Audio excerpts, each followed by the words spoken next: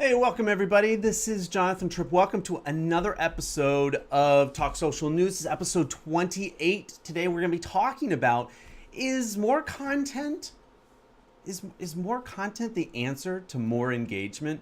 Talking about content overload, producing too much, maybe you're trying to invest too much in your content. I don't know. We're going to be talking about it today.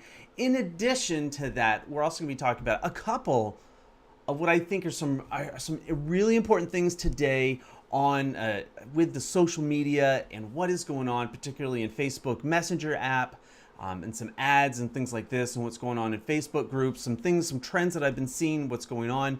But because I really actually enjoy doing this, we're gonna be talking about some of the things that are actually happening in Live Talk Nation today.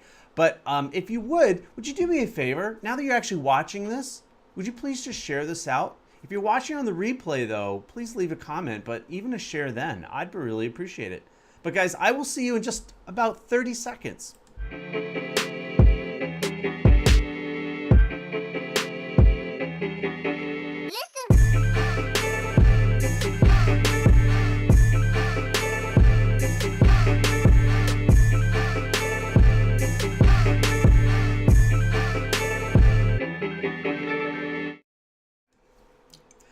Hey guys, this is Jonathan Tripp. Welcome to another episode of Talk Social News, episode 28.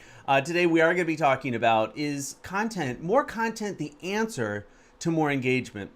You guys will be able to hear my take on that. Guys, thank you so much for joining us today. It's a great day. I've got a lot of stuff going on. I meant to put this a little bit more in the shot, but I've already prepped. I already have extra coffee for today's after chat. Okay. And we do this, we do the after show. We've been doing the after show actually for quite a while now. David Vaughn's been, essentially he's been hosting it. And so, we're going to have some fun. He always rakes me over the coals for something like that, for something that has happened or should have happened or something like that. I don't know. But anyway, guys, I am watching you guys. Thank you for watching us on Periscope today. Terry, I see you there. Lindsay, I thank you for being on Facebook this morning, and I love seeing you guys around. And of course, we do stream this to our YouTube channel, so you guys can watch it anytime you want. And honestly, it just makes it a lot easier to embed in a lot of places. But anyway, guys, thank you so much for being able to join us today. Let's talk about a couple of things. And forgive me, I've got tabs up today. Okay? I've got tabs up today because, this is it. There's just a lot going on. I think one of the first things that I really want to talk about just right off the top is Facebook is beginning to test a paywall for selected media stories, if you can believe that. I don't know if you guys can actually think about this. We've seen the spamware. We've seen all that where it's that email that comes out and says, "Oh, Facebook is going to start charging you to be a member, $10 a month. Here's the link." And we all know it's a phishing scam, right? We just know that all they're trying to do is just scam you out of money and things like this. But this is actually legit. They're actually talking about putting some of the content on Facebook behind a paywall. So maybe you do need that one tier of subscribership to get some of the content. And it really sounds like a lot of what the other media production companies are doing, where what they want to do is put some of that content to see, is it actually worth people paying for? Now, that's a very interesting thing. Now, do I ever agree, or do I ever really think that Facebook is going to charge a membership fee? Absolutely not. It'd be absolutely ridiculous, because you don't charge them getting in the door. You want to make it as easy to get in the door as you can so that you can serve them as many ads as you want. And that is the model that Facebook works on. And that's the model that Facebook has had success on. But this is a new twist on it. And it reminds me of what like Netflix and Amazon are doing, in that it doesn't prevent you from being able to shop and look around, but in order to see some of the content, you do need to be a certain paying member. And since Facebook, we already know, is bringing out some of their media, some of their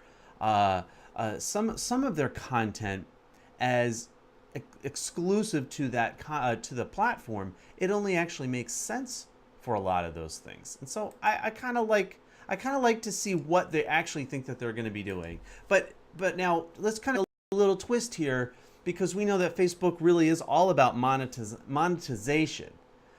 The other thing that really caught my eye, and this isn't necessarily news, it's about a week, maybe 2 weeks old now, as far as like breaking news, but Facebook is launching ads in their Messenger globally.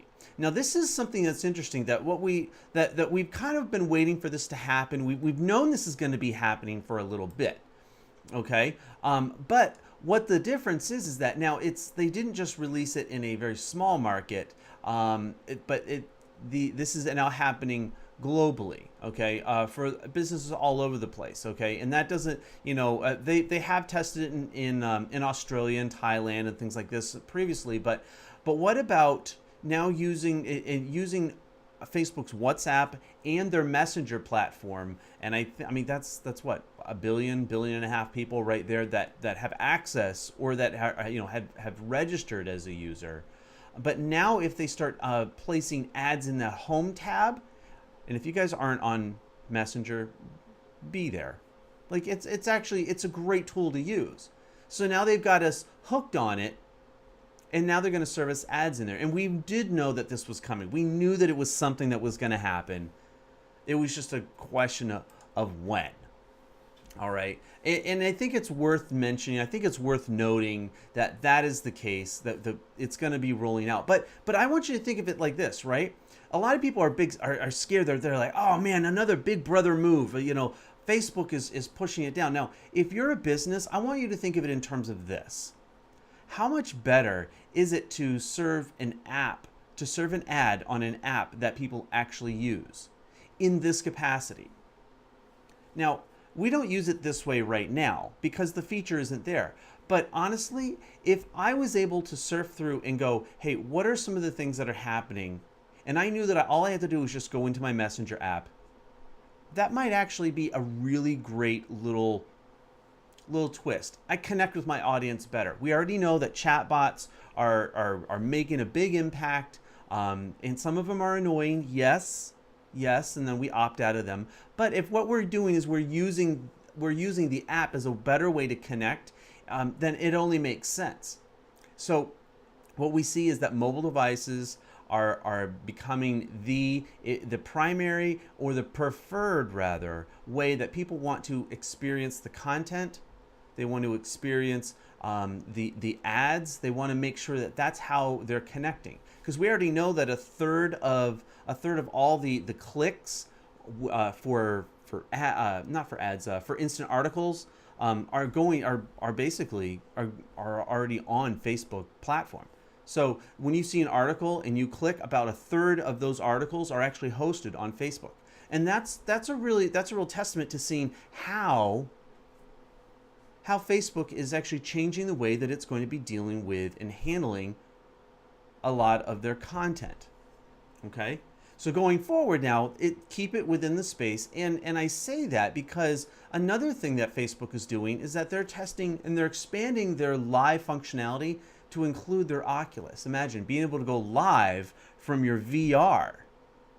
That is rolling out. They've tested it, and now they're starting to roll it out in a bigger way. And I think this is really it's showing how Facebook does see that VR is going to be a really big, not only moneymaker, but also a great way to change the game for content. So that's one of the things that I really do see coming down the pipe for that. And I know that's a lot of Facebook news. And the other one that I really wanted to talk about today, just real quick as we get into our topic, but Amazon. How many of you guys know about Amazon Spark? How many of you guys know about that?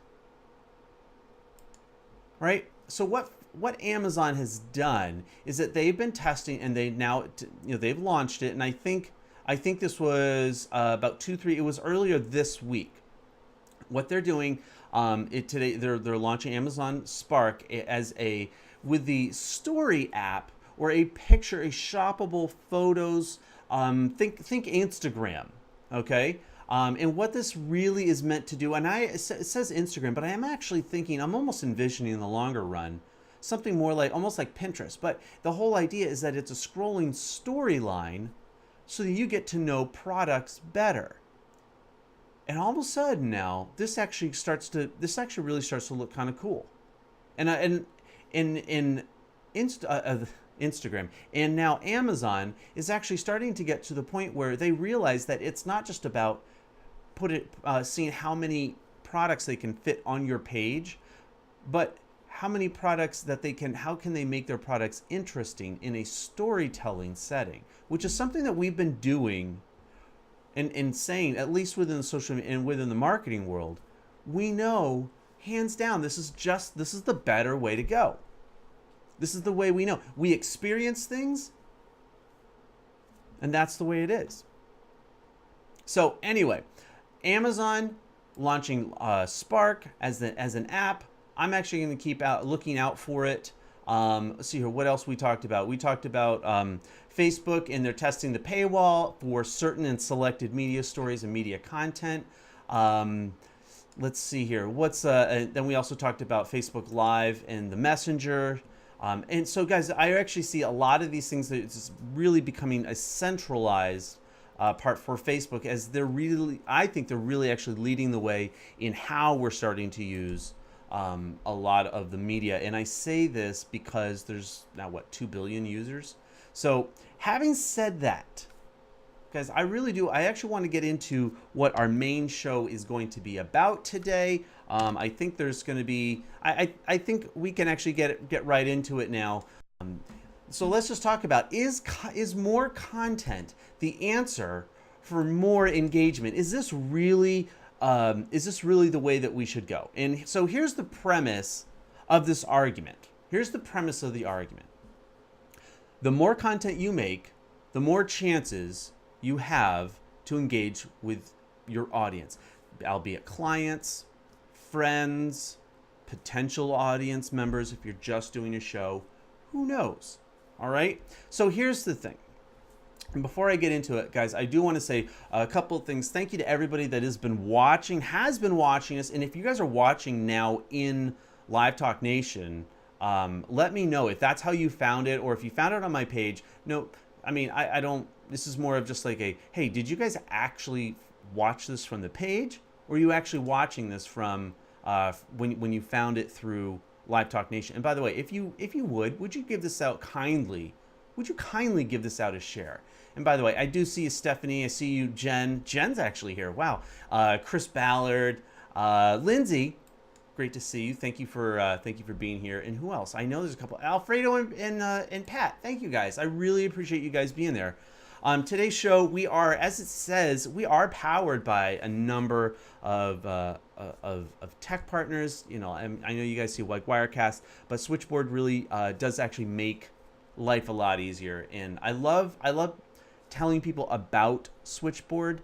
And I'll tell you the reason why is because it literally has changed the way that I've been able to broadcast. And hopefully we get to see a little bit more of what they're doing and some of the new features that they're actually going to be coming out with here in the coming weeks and months. So I'm really I'm kind of excited about that. So one thing that I had wanted to do today live, and I haven't done this, and so this is really going against almost everything I preach and teach. It's that I'm going to record this section on Anchor live, but I need some coffee first. All right, so what you guys don't see off screen, and I didn't hook up the screencast for my phone on this, but I just opened up the Anchor app on my Android. I know for those of you guys that are Android haters, you know, it actually works on Android, or maybe it will. So what I'm going to do is I already downloaded the app, and you open it up, and it's supposed to be like super simple. And it gives you, like, you can add these sounds, and it says record. So this is what I'm going to do. I'm actually going to hit record. And I'm going to thank everybody for watching us on Anchor. But so if you guys are watching us live, just go with me on this. I already know you're watching live. You know you're watching live. But we're going to do this for the Anchor as the first ever Anchor for Jonathan Tripp Live Talk Social News. Okay? So bear with me here. I have to actually push the button the right way here. We're going to see what happens.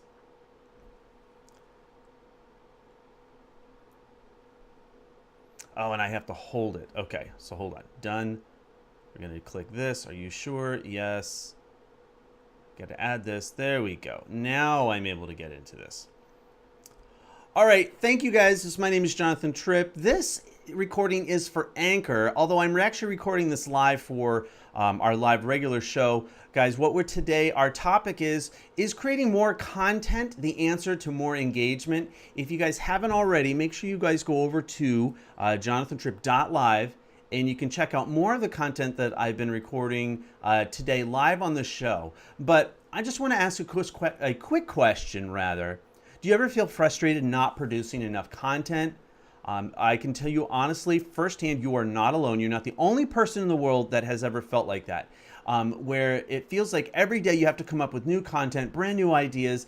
But instead, I'm gonna talk to you, and I'm gonna share this out. Here's my idea. It's not about how much content, it's about how good the content is, to a certain degree. Because if you produce one really good piece of content once a month, and your audience is going to forget about you, at least in the day and age, when I'm talking in the context of short story form, live video, your audience forgets about it because there's so much content out there.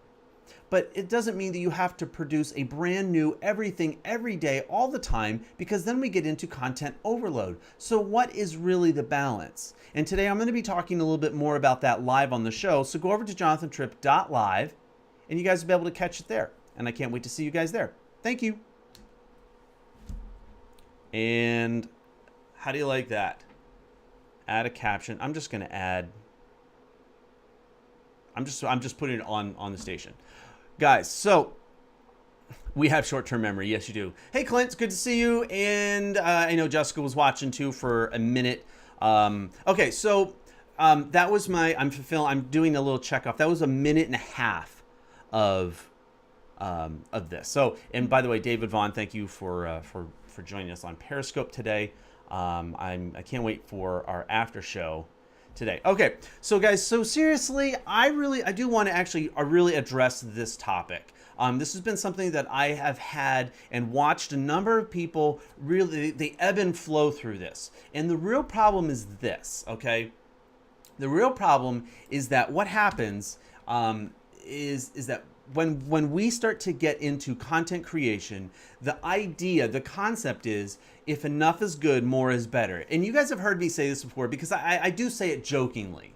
It's you know, we always kind of say it like I always talk about this when I share about coffee, right? You know, if enough coffee is good, well, then more coffee must be better, right? And you guys know that I joke when I say that, but please don't apply those same rules. Don't apply the same rules to content creation. It doesn't work. That's not the way you're supposed to do it. Content is primarily and is almost exclusively meant to connect an audience with an idea. Okay, when you read a book, the idea is to share information that you have as the writer, or the idea. And it could be a love story, it could be a DIY project, it could be a documentary analysis, right? It could be sharing about a food recipe. Guys, the topics are endless, but so is also the audience and their attention span. And so, as I was kind of hinting at before in the in the audio broadcast part, is that oftentimes we have to find that balance, and it's going to change both with time, with topic, and with your audience. Where do we connect with our audience? Sometimes the best way to connect with an audience member is through Twitter. And if that's where your audience is, and that's where they're looking for it, you know that you have to create content. And I mean a Twitter content, a Twitter post. One post. And you can create it once and share it several times, because chances are they actually don't see it. A lot of people feel that, oh, well, I already tweeted it once, and that's going to be enough. Guys, it's actually a lot the same way with your Facebook feeds. Okay, when I'm talking again, now I'm talking a little bit more with business. Okay, but here's the rub. If you post it once, Facebook does allow it to show up in people's feeds even later, like hours, almost a day later. And I kind of joked about this. I made a quick post on my own Facebook profile wall. I said, why am I getting live notifications for people 23 hours after they've gone live? I mean, I want to know when they actually go live. That's a really hard thing for me to digest. Why can't I know that they're actually going live when they're going live? And I'm sure there's some algorithms, at play in there. But when we start to get and we start to watch other people's content, the algorithm plays into it and says, "Oh, you like this show? Oh, well, then next time it goes live, we're going to let you know." Right? But every time that we go live or we post a piece of content or we even share somebody's content, guess what? That actually helps both connect you with the content and your audience with that content. Okay? So it's not about how many times a week you go live. It's not about the 50,000 times you have tweeted. It is not about I don't remember what my number is right now, but the 400 something Instagram posts that you have made. So it's not about how much the sheer volume of the content. You need to find that balance between creating enough content to make sure that it gets it shares your message, and then sharing it in a way that it actually shows up in front of somebody's eyes. Okay, that is the real name of the game right now, especially when you're working with algorithms. How many of you guys remember back in the day when Instagram was, and I talked about it on the show, where Instagram was, it was a linear timeline. So you would post, it was actually incentivized you to post more often. But now it's not that way. Now it's about relevance, how much of your audience is actually connecting with the content that you're making.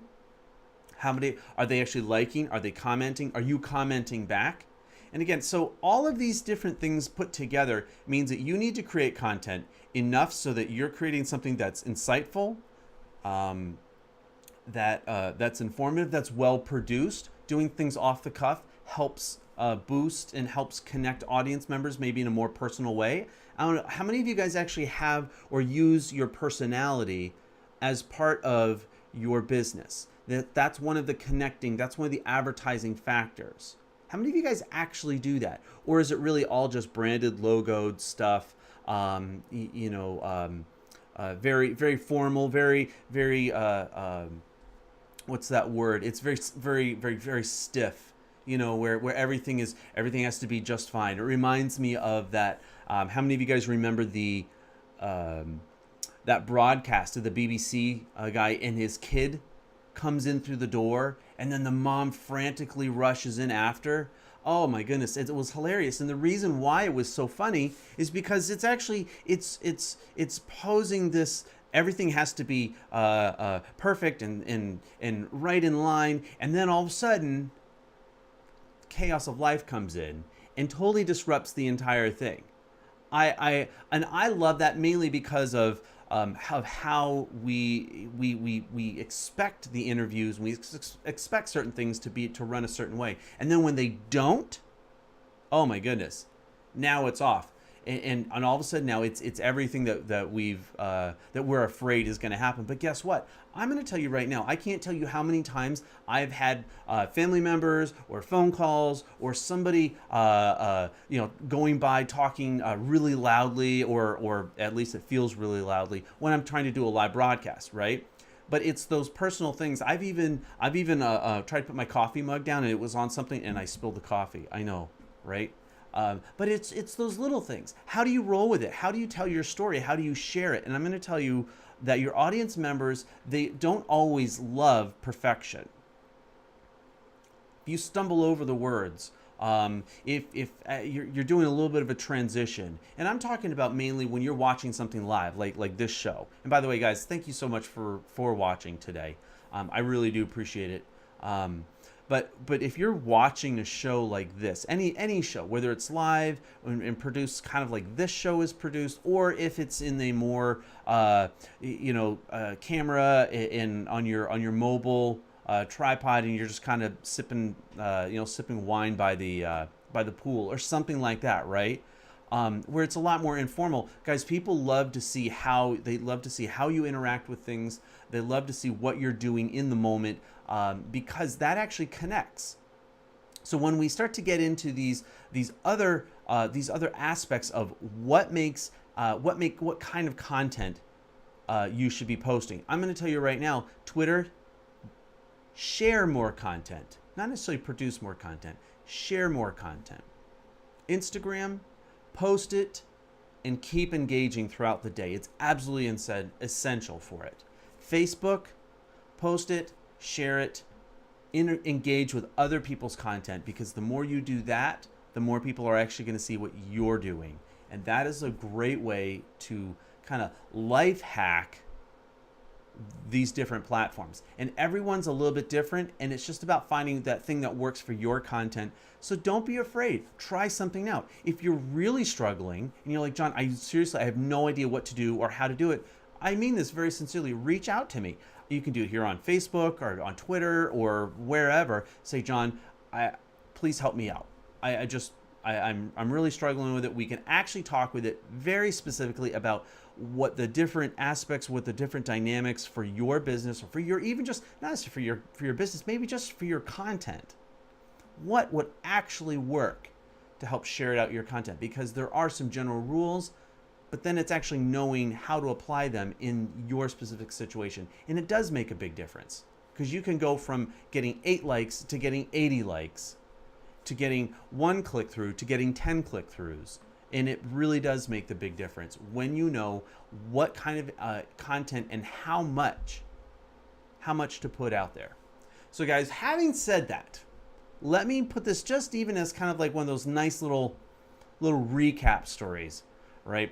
Guys, today we did talk about different, we talked about Facebook, we talked a little bit about Amazon, and in the storytelling that's happening with it. Now, when it gets into how much content you need to make, every audience is going to be a little bit different, but you want to be enough in your audience's a field of vision that they remember you and that they want to keep coming back. So more is not always better, but that doesn't always mean every once in a while.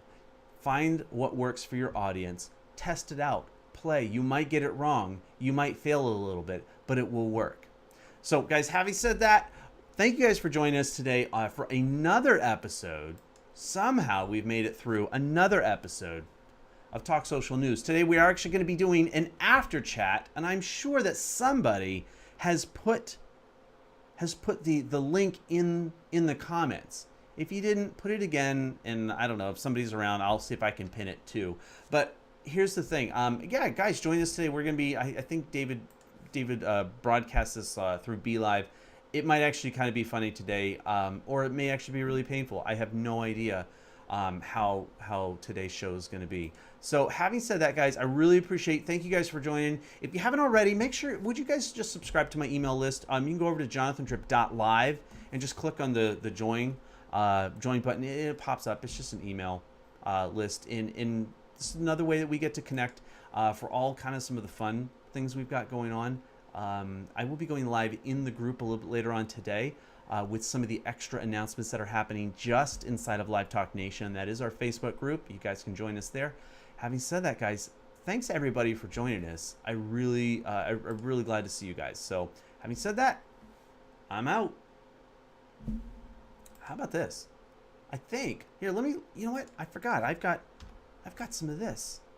I forgot. Will it load today? I don't know if it'll load. Nope, I don't think it wants to load. So that's the end of the broadcast, guys. Thank you. Out.